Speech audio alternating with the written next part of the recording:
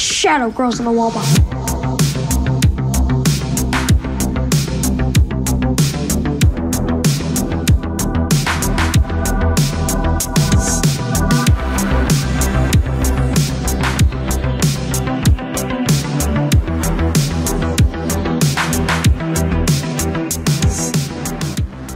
Salut à tous, c'est Grimjo. J'espère que votre confinement se passe bien si vous êtes confiné. J'espère que votre travail se passe bien si malgré la situation vous êtes contraint d'aller travailler. En bref, j'espère que vous allez bien. Aujourd'hui, je ne vais pas vous parler du Covid-19. Je pense qu'on en entend assez parler à la télé. Je vais plutôt vous parler d'une belle statue. On s'attaque à la fameuse statue d'Edward Elric, issue du très célèbre animé Full Metal Alchemist Brotherhood.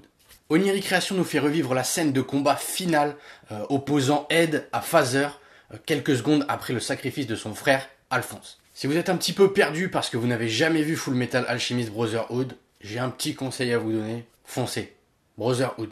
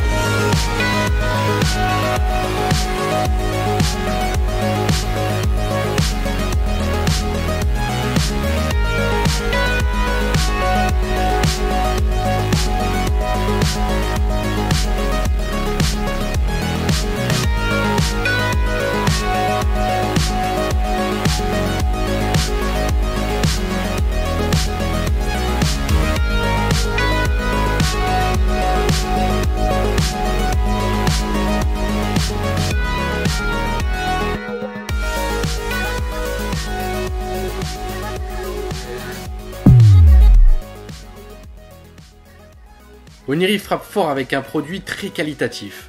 Pour commencer, nous avons le droit à un packaging sobre et très classe à la fois.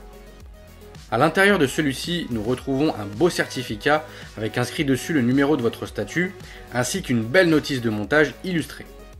Il y a aussi à l'intérieur la statue, logique. Du coup on l'ouvre, et au fur et à mesure que l'on assemble la statue, on se rend compte que l'on a affaire à une pièce très imposante. Il y a pas mal d'éléments alternatifs qui nous permettent d'exposer Edward de plusieurs façons. On peut être le plus accurate possible vis-à-vis de la scène en choisissant de ne pas mettre la cape d'Edward ni son automail, mais en même temps, si vous voulez vous faire un kiff, vous mettez la cape ou l'automail ou les deux, avec une tête ou l'autre, avec un bras ou l'autre. Bref, les choix sont vraiment multiples. Pour ce qui est du sculpte, c'est beau et impossible de ne pas reconnaître Edward. Pareil pour la base. C'est très bien géré et représentatif de la transmutation de Ed. En parlant de transmutation, l'élément qui pour moi d'ailleurs apporte beaucoup à cette statue, c'est justement le cercle de transmutation qui s'éclaire grâce à un système de LED placé à l'intérieur de la statue. Pour finir, je peux vous dire que la peinture a été très bien gérée en usine globalement, mais j'aurais tout de même une petite remarque à faire concernant le brush blanc qui a été appliqué sur tous les points. Il me semble légèrement trop prononcé, après ce n'est qu'un avis personnel, un détail et qui n'enlève rien au fait que l'on est en présence d'une statue d'exception qui ravira tous les fans de FMA.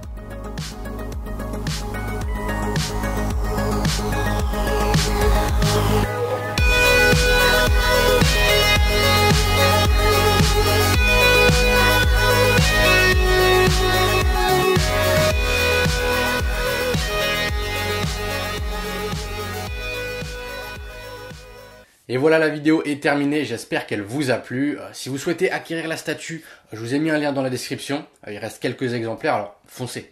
C'est tout pour moi, on se retrouve très bientôt. Ah non, j'ai oublié de vous donner les dimensions de la statue. Alors attendez. 3 hours later. Alors, soyez attentifs. Elle mesure 49 cm de hauteur, 59 cm de largeur et 54 cm de profondeur. Elle est assez mastoc, je peux vous le dire. Voilà, c'est tout. Allez, à bientôt. Oui, alors là, comme vous pouvez le constater, la vidéo est terminée. Mais l'aventure Made in Japan TV continue sur les réseaux sociaux. Vous avez tous les liens qui sont dans la description. Et bien sûr, vous n'oubliez pas de laisser un petit like et de vous abonner, s'il vous plaît. Allez, salut!